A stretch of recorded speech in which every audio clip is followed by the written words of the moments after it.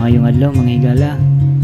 So karong adlaw kuyugan ko ninyo sa usa ka talagsaong adventure padulong sa kinatasang bukid sa Mindanao, ang Mount Apo.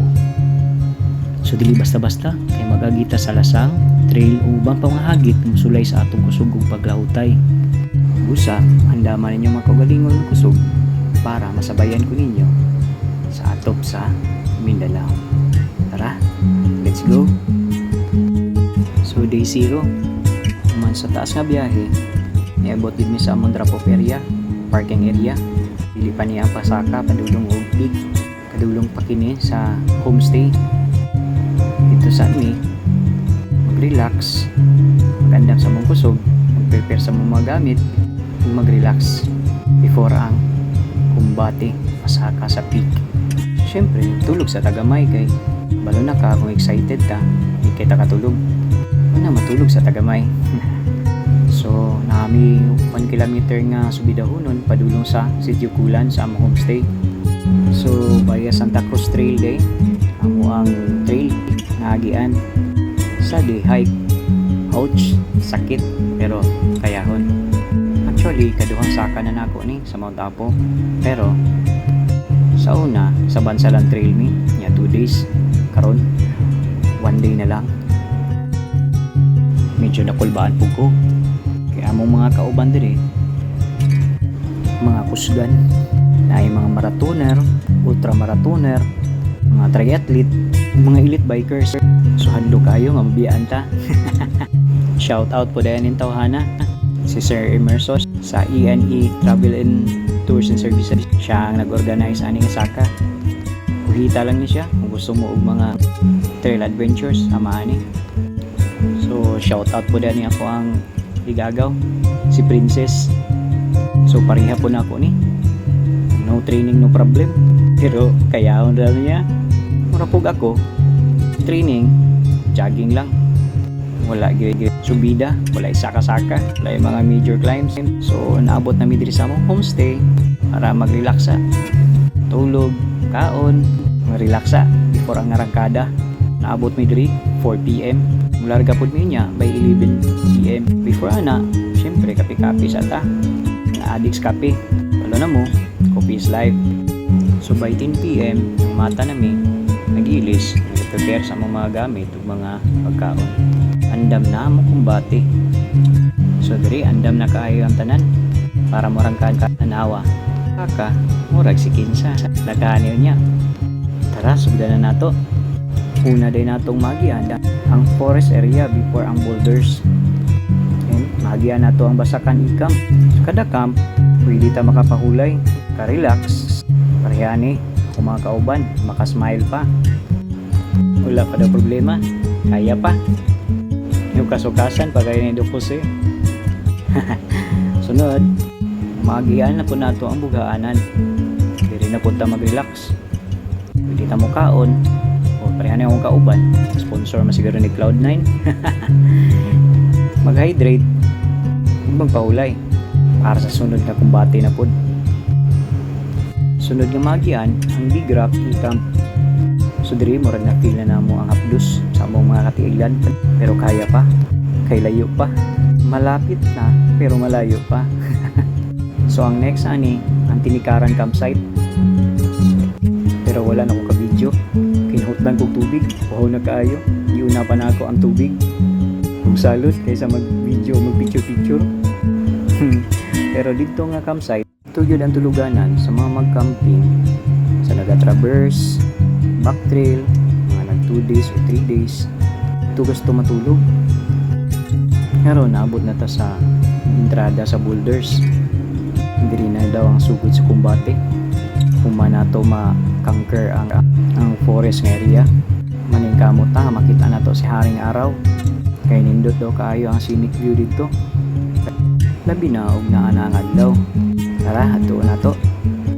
Pasensya na, pinubri ra kayo natin vlog, wala tayong mga drone shots, cellphone ra kita dala, pinubri ra yun kayo. Actually wala yung plano mag vlog, pero at least man lang natay remembrance, natay ebidensya, di ba? Natay malantaw-lantaw. Puhon, natay mabalikan ng lantaw. So apan pagabot na to diri sa boulders, kay ingon jud ko nga tinuod jud lang gingon. Grabe gid ang scenic view diri sa boulders. Grabe kanindot. Kay ingon jud ka worth it.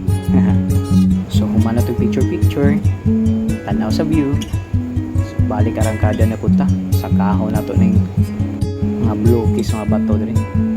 Advice din ako diri nga area dapit dapat magsuot na ta og windbreaker, medyo tugnaw na diri og medyo hangin-hangin, and kinahanglan po ta og tube mask kay masimutan nato ang sulfur nga ginabuga gikan sa bulkan.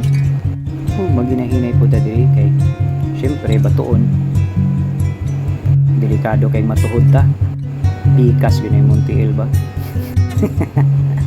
Bitaw, joke lang. So dugli ingat yun ta diri dapita. After ani maabot na to ang white sand. Tara, kumbatihon na po nato ni. Let's go. Sheesh.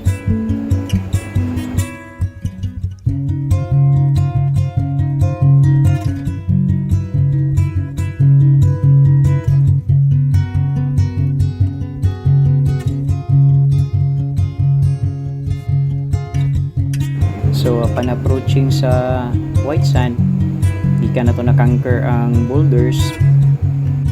Kita na to ang view. Grabe ka majestic. Naawar na yung scenic view. Foggy mountains. Kaya nga juga pa ba ako sa Pilipinas? Sheesh. Pagkanindot. Yan, nakasabay pagin na to si ma'am. Nakapasamot sa kanindot sa view. Sheesh. Joke lang ma'am. Peace. Bitaw, grabe kanindot sa lugar diri. Advice na ko sa inyo ha, if maabot mo diri, ayun na mo surrender kay duol na lang kini sa peak.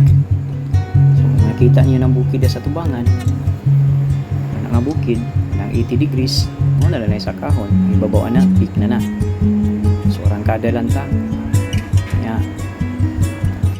Plano na mo diri na may mamahaw sa white sand. Wala na po minabalaka kaya ang mga lead pack pa dito sa boulders nangaon, namahaw. So kami naguna namin diri para nagabot nila kuman po ni pamahaw magdungan rami sa peak. Nakita na ako mga kauban namahaw na. Nakita na ko sila murag dusla na gyud kaayo, upod dusla na pud kaayo.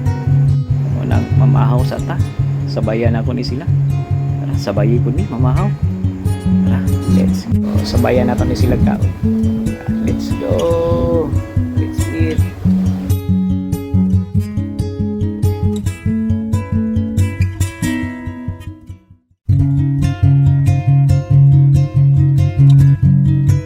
So after pamahaw, ignat tag subida. Kamay na lang yun. So padulong ta sa crater, nagian niya ting sea of clouds. Muni-muni sa ta. Samtang nagapahulay. Karon naabot na nato ang crater. So mo ni ang crater sa Mount Apo. So sometimes wala daw na siya tubig. Pero ting ulan, naala daw siya tubig.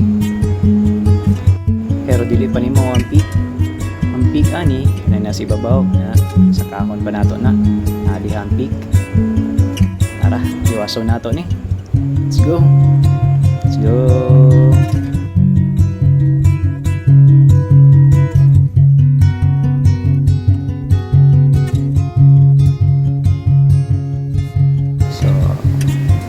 Ang view kabaw gamay sa crater doon na sa peak. So tara gamay na lang gud kaayo. Tara, let's no retreat no surrender na. Then sa wakas, yes, naabot na ginato ang peak.